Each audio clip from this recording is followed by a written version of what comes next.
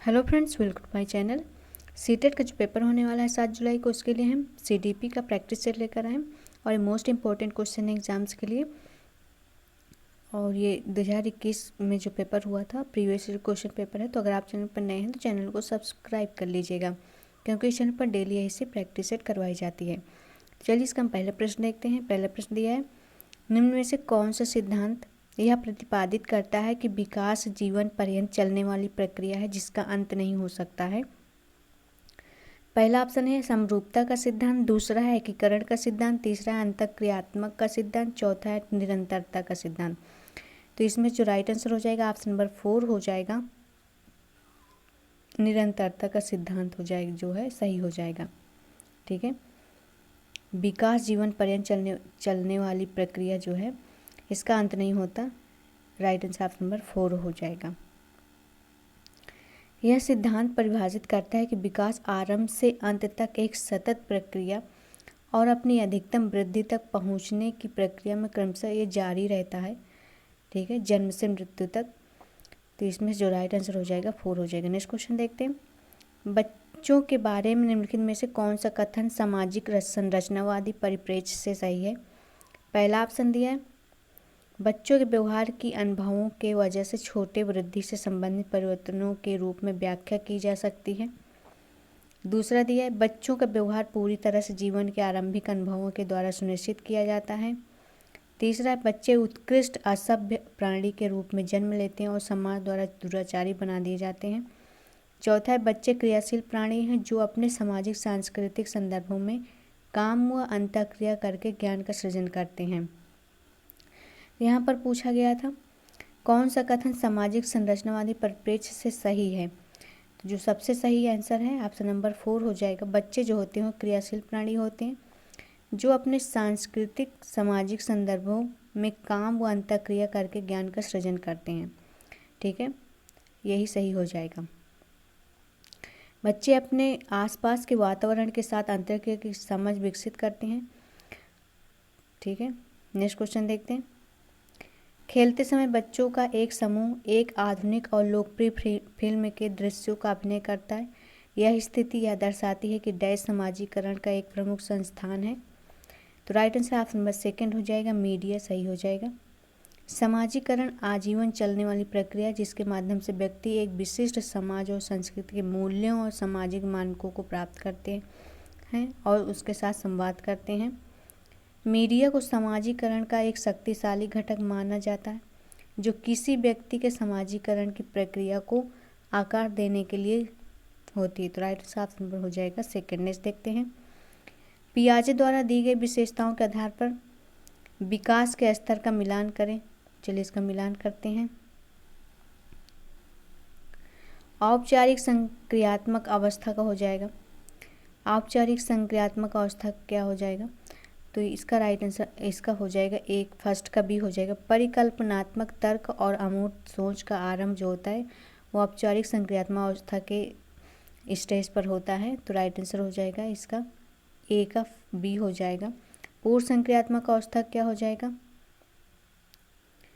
पूर्व संक्रियात्मक अवस्था की वस्तु की स्थिरता की समझ आरंभ नहीं, ये तो संवेदी संक्रियात्मक अवस्था में होता है।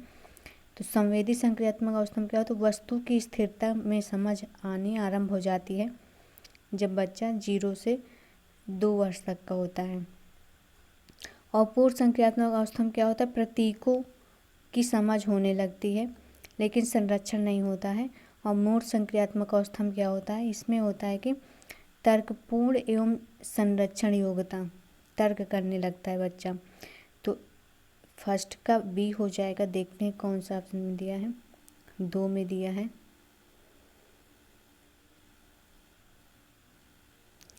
फर्स्ट का बी 2 का डी दिया है। तो हाँ, तो इसमें ऑप्शन जो नंबर जो हो जाएगा ऑप्शन नंबर 2 हो जाएगा, 4 का सी दिया है। नेक्स्ट क्वेश्चन देखते हैं, जीन पियाजे के अनुसार सीखने के लिए निम्नलिखित में से क्या सबसे आवश्यक है। तो क्या सबसे आवश्यक है, जीन पियाजे के बारे में पूछा है। ठीक है, पुनर्बलन व सजा, दूसरा है विद्यार्थियों द्वारा सक्रिय खोजबीन, तीसरा अवलोकन एवं अनुकरण, चौथा भाषात्मक विकास जो सामाजिक अंतःक्रिया को सुसाध्य करता है। तो यहाँ पर जीन पियाजे के बारे में पूछा तो राइट आंसर ऑप्शन हो जाएगा सेकंड, विद्यार्थियों द्वारा सक्रिय खोजबीन। ठीक है, अगर भाषा पर ज़्यादा बल दिया जाता या सांस्कृतिक सामाजिक पर तो लेओ वाइगोत्स्की हो जाएंगे। तो यहाँ पर जीन पियाजे के बारे में पूछा तो राइट आंसर ऑप्शन नंबर हो जाएगा सेकंड। नेक्स्ट देखते हैं जीन पियाजे के अनुसार, अच्छा ये तो हो गया। लेओ वाइगोत्स्की के विचारों पर आधारित सामाजिक संरचनात्मक कक्षा में निम्न में से किसका समर्थन नहीं किया जाता है? तो किसका समर्थन नहीं किया जाता है? पहला परीक्षा के लिए अधिगम, दूसरा रचनात्मक और विवेचनात्मक चिंतन, तीसरा संकल्पनात्मक समझ, चौथा भावनात्मक चिंतन अधिगम। तो इसमें जो राइट आंसर हो जाएगा फर्स्ट हो जाएगा। यहाँ निगेटिव पूछा है, परीक्षा के लिए अधिगम नहीं हो सकता, तो right answer option number first हो जाएगा। नेक्स्ट देखते हैं लेओ वाइगोत्स्की के अनुसार बच्चे चिंतन और व्यवहार करने के तरीके कैसे अर्जित करते हैं जिससे समुदाय की संस्कृति का निर्माण होता है? तो सामाजिक अंतःक्रियाओं द्वारा, राइट आंसर ऑप्शन नंबर इसका फर्स्ट हो जाएगा। ठीक है, सांस्कृतिक रूप से उत्तरदायी शिक्षा शास्त्र को 3 कार्यात्मक आयामों में विभाजित किया गया है, संस्थागत आयाम, व्यक्तिगत आयाम और निर्देशात्मक आयाम। तो राइट आंसर ऑप्शन में इसका फर्स्ट हो जाएगा। नेक्स्ट क्वेश्चन देखते हैं लॉरेंस कोहलबर्ग द्वारा दिए गए नैतिक विकास में सार्वभौमिक नैतिक सिद्धांत अभिनवीकरण किससे सही वर्णित है? तो इसमें से एक क्वेश्चन जरूर पूछता है लॉरेंस कोहलबर्ग से, तो याद रखिएगा। सार्वभौमिक नैतिक सिद्धांत अभिनवीकरण के बारे में पूछा है, तो यहाँ पर पहला दिया व्यक्तिगत आवश्यकताओं की पूर्ति, नहीं। दूसरा है मित्रों और संबंधित का स्नेह और स्वीकृति बनाए रखना, तीसरा है अमूर्त सार्वभौमिक सिद्धांत जो संपूर्ण मानवता के लिए मान्य है, चौथा है स्वयं के लिए कानून और नियमों को उचित ठहराना। तो बिल्कुल सही बात है, ऑप्शन नंबर यहाँ पर इसका 4 हो जाएगा। नेक्स्ट क्वेश्चन देखते हैं प्रगतिशील शिक्षा बालकों के प्रति कैसा दृष्टिकोण रखती है? पहला, ईश्वर ने उन्हें जन्म से उच्च नैतिकता और नीति प्रदान की, दूसरा कोरी पट्टी रिक्त स्लेट, तीसरा लघु वयस्क जिनकी सोचने वयस्क से कम है, चौथा जिज्ञासु प्रणाली जो अपने आसपास को खोज अन्वेषण करके जानना चाहते हैं। बिल्कुल सही बात, प्रगतिशील शिक्षा बालकों के प्रति जो है ये जिज्ञासु प्रणाली जो अपने आसपास को खोज अन्वेषण करके जानना चाहते हैं, तो ये सही हो जाएगा। नेक्स्ट क्वेश्चन है कौन सा विकल्प बुद्धि प्रकार के लिए हार्वर्ड गार्डनर के अनुसार सही है? तो कौन सा विकल्प सही है? पहला चिकित्सक जीव विज्ञान वाद्य यंत्र, दूसरा कसरती रचनात्मक अभिव्यक्तिशील, तीसरा व्यवहारिक विश्लेषक और रचनात्मक, चौथा अंतर्वैयक्तिक प्रकृतिवादी, शारीरिक रूप से क्रियाशील। तो राइट आंसर ऑप्शन नंबर यहाँ पर 4 हो जाएगा। ठीक है, हार्वर्ड गार्डनर ने 8 प्रकार की बुद्धि के बारे में बताया है।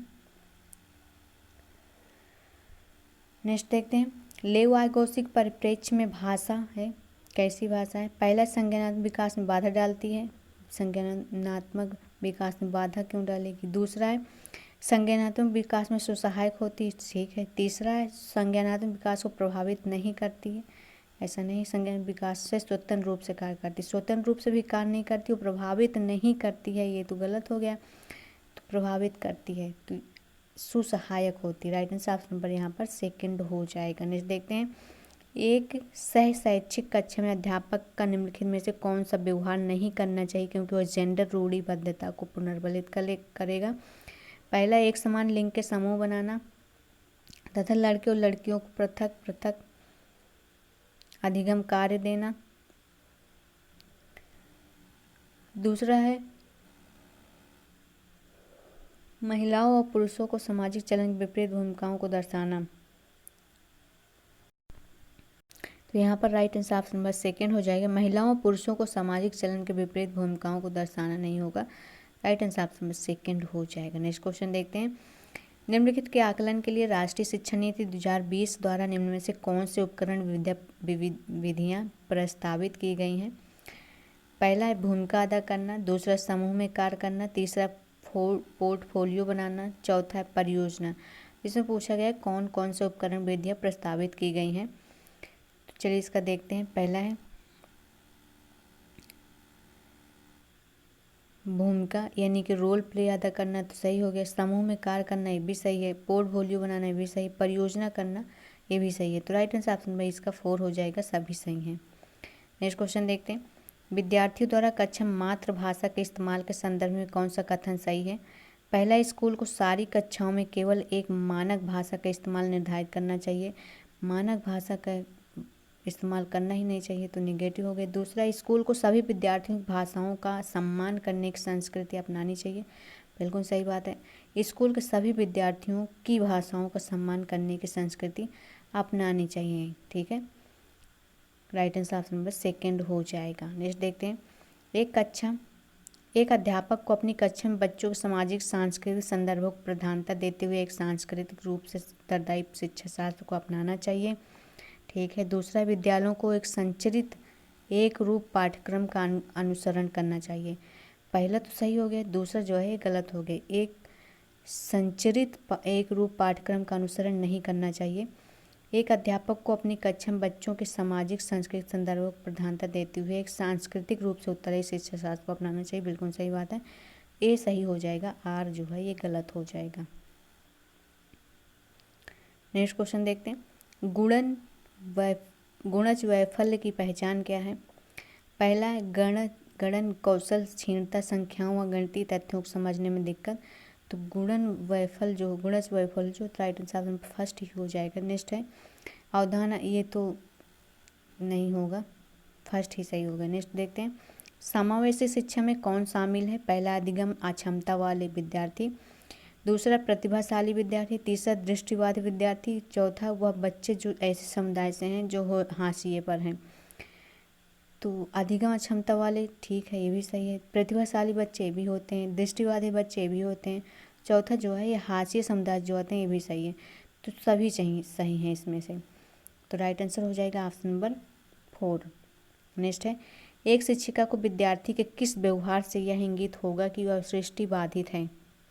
वो दृष्टिबाधित है मतलब पहला, श्यामपट्ट को बहुत दूर से पढ़ने को चुनना चाहिए।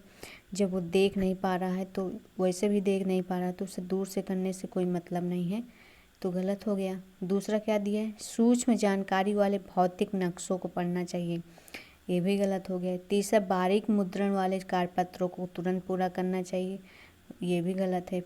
चौथा, पढ़ने में चुनौती महसूस करना और पढ़ते समय आंखें मिचकाना, ये सही हो जाएगा। राइट आंसर ऑप्शन में इसका 4 हो जाएगा। नेक्स्ट देखते हैं। मेधावी अधिगमकर्ताओं की ज़रूरतों को पूरा करने के लिए एक अध्यापक को क्या करना चाहिए? पहला, कार्यों को समझने के लिए निश्चित निर्देशन और विस्तृत दिशा निर्देशक देना। दूसरा दिया है निर्धारित पाठ्यचर्या का सख्ती से अनुसरण करना। सख्ती से अनुसरण नहीं करना चाहिए, सेकंड जो निगेटिव हो जाएगा। तीसरा, मानकीकृत आकलन जो है ये भी गलत हो जाएगा। चौथा है मध्यम से उच्चतर श्रेणी के चिंतन वाले कार्यकलाप देना चाहिए। मध्यम से उच्चतर श्रेणी के चिंतन, बिल्कुल सही बात है। तो इसमें जो हो जाएगा मेधावी अधिगमकर्ताओं की जरूरतों पूरा करने के लिए अध्यापक को क्या करना चाहिए? मध्यम से उच्चतर श्रेणी के चिंतन वाले कार्यकलाप देना चाहिए। नेक्स्ट क्वेश्चन है। निम्न से समावेशी कक्षा में किसका प्रयोग करना चाहिए? समावेशी कक्षा में किसका प्रयोग करना चाहिए पूछा है। पहला दिया नैदानिक नामीकरण। दूसरा है यथोचित समायोजन। तीसरा है बच्चों का पृथकीकरण। चौथा है प्रतिस्पर्धात्मक कक्षा लोकाचार। तो नैदानिक नामीकरण नहीं होगा। दूसरा यथोचित समायोजन सही हो जाएगा। ये बच्चों पृथक्करण भी नहीं होगा, प्रतिस्पर्धात्मक भी नहीं होगा। तो इसमें जो राइट आंसर हो जाएगा ऑप्शन नंबर सेकंड हो जाएगा। ठीक है। नेक्स्ट क्वेश्चन देखते हैं। निम्न से कौन से कारक अधिगम को प्रभावित करते हैं? कौन से कारक अधिगम को प्रभावित करते हैं? पहला, अधिगमकर्ताओं की अभिवृत्ति। दूसरा, अधिगमकर्ताओं की आयु। तीसरा, अध्यापन की शिक्षा शास्त्रीय तकनीकें। चौथा, अधिगमकर्ताओं को सामाजिक सांस्कृतिक संदर्भ। नीचे दिया है, यहाँ पर कोड दिया है और बताया गया है कौन सा सही है, आंसर करना है। अधिगमकर्ताओं की अभिवृत्ति जो है ये प्रभावित करती है अधिगम में। दूसरा, अधिगमकर्ताओं की आयु भी करती है। तीसरा, अध्यापक की शिक्षा शास्त्र तकनीकें भी, उनकी तकनीकें अच्छी होंगी तभी तो अच्छे से सीख पाएगा। ठीक है। चौथा क्या दिया, अधिगमकर्ताओं का सामाजिक सांस्कृतिक संदर्भ, ये भी सही है। वो समाज से सीखता है, बहुत सारे ग्रुप से सीखता है, जो सब मिलकर स्टडी करते हैं तो इस समाज के अंदर आ जाता है। तो राइट आंसर ऑप्शन नंबर हो जाएगा, सभी सही हो जाएंगे। नेक्स्ट क्वेश्चन देखते हैं। अर्थपूर्ण अधिगम के लिए क्या करना चाहिए? बच्चे को समादूत महसूस कराना चाहिए। तो दूसरा, बच्चों के अनुभवों को समाहित करना चाहिए। तीसरा है, बच्चों को सवाल पूछने की अनुमति नहीं होना चाहिए। क्यों नहीं होना चाहिए? बच्चों से प्रश्न पूछना चाहिए। ठीक है। तो 1 और 2 सही हो जाएंगे। नेक्स्ट क्वेश्चन है, विद्यार्थियों द्वारा अधिगम की प्रक्रिया के दौरान की गई त्रुटियों पर एक माध्यमिक विद्यालयी स्तर के अध्यापक को कैसी प्रतिक्रिया देनी चाहिए? पहला, विद्यार्थियों की गलतियों को तुरंत संशोधित करना चाहिए। दूसरा, किसी सहपाठी को विद्यार्थियों की त्रुटियों को संशोधित करने के लिए कहना चाहिए। तीसरा है, विद्यार्थियों को अपनी स्वयं की त्रुटियों को पहचानने, उन पर काम करने के अवसर देने चाहिए। बिल्कुल सही बात है। विद्यार्थियों को अपनी स्वयं की त्रुटियों को पहचानने, उन पर काम करने के अवसर देने चाहिए। तो राइट आंसर ऑप्शन नंबर 3 हो जाएगा। नेक्स्ट क्वेश्चन देखते हैं। एक विद्यार्थी जो अपने को गणित में होशियार समझती है, परीक्षा में कम अंकों के लिए अपने परिश्रम न करने को जिम्मेदार मानती है, उसका यह तर्क क्या दर्शाता है? पहला, नियंत्रण का आंतरिक केंद्र। दूसरा, अधिगम असहायता। तीसरा, नियंत्रण के बाह्य कारक। चौथा है उसका अपनी योग्यता में अविश्वास। तो इसमें जो राइट आंसर हो जाएगा ऑप्शन नंबर फर्स्ट हो जाएगा, नियंत्रण का आंतरिक केंद्र जो है वो सही हो जाएगा। नेक्स्ट देखते हैं, क्या अध्यापक अधिगम प्रक्रिया में भय का कोई भूमिका होती है? सही विकल्प चुनिए। पहला है, हाँ, भय एक उम्दा अभिप्रेरक है। दूसरा क्या दिया है, नहीं, भय की वजह से अधिगम से संबंध विच्छेद हो जाता है और विद्यार्थी भयपूर्ण परिस्थिति से बहुत कम जोखिम लेते हैं। बिल्कुल सही बात है, राइट आंसर ऑप्शन नंबर 2 हो जाएगा। नेक्स्ट क्वेश्चन देखते हैं। अध्यापक को बच्चों में अधिसंज्ञान, अपने ही चिंतन के बारे में सोचने की योग्यता के विकसित करने पर बल और बढ़ावा देना चाहिए। ठीक है। दूसरा, अधिसंज्ञानात्मक ज्ञान बच्चों को अपने चिंतन को स्व नियंत्रित करने में मदद करता है। दोनों सही व्याख्या हो रही है। नेक्स्ट क्वेश्चन देखते हैं, इनमें से कौन सी विधि अर्थपूर्ण अधिगम के लिए सबसे प्रभावशाली है?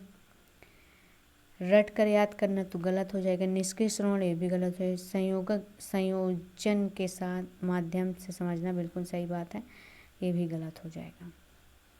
विद्यार्थी अक्सर प्राकृतिक घटनाओं के बारे में अंतर्ज्ञान का सिद्धांत रच लेते हैं। अध्यापिका को क्या करना चाहिए? विद्यार्थियों को ऐसा करने के लिए निरुत्साहित करना चाहिए? नहीं। दूसरा है, विद्यार्थियों को ऐसे अवधारणाओं की रचना करने के लिए दंडित भी नहीं करना चाहिए।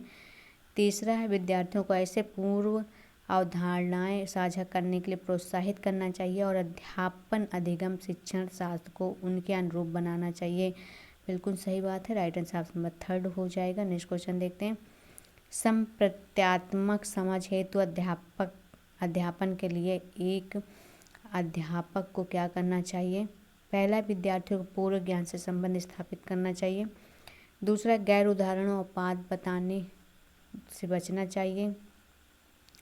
तीसरा, प्रत्यक्ष निर्देशन की विधि का प्रयोग करना चाहिए। चौथा, अधिगम के लिए आकलन करने के बजाय अधिगम का आकलन करने के प्रावधान बनाने चाहिए। तो इसमें जो राइट आंसर हो जाएगा ऑप्शन नंबर हो जाएगा फर्स्ट, विद्यार्थियों के पूर्व ज्ञान के संबंध में स्थापित करना चाहिए। नेक्स्ट क्वेश्चन देखते हैं, निम्नलिखित में से कौन सी एक प्रभावशाली सामाजिक संरचनावादी कक्षक विशेषता का गुण है? पहला है नकल उतारना, तो निगेटिव हो गया। दूसरा, किसी समस्या तक पहुंचने और उसका समाधान निकालने की केवल एक ही सही प्रक्रिया पर जोर देना। तीसरा है, बच्चों को प्रोत्साहित किया जाता है कि यह चुपचाप सुने, नहीं है तो गलत हो गया। चौथा है, सामूहिक कार्य और सामूहिक समस्या समाधान प्रोत्साहित करना चाहिए। बिल्कुल सही बात है, राइट आंसर ऑप्शन नंबर 4 हो जाएगा। अगर वीडियो अच्छी लगी हो तो लाइक कर दीजिएगा और चैनल को सब्सक्राइब कर लीजिएगा।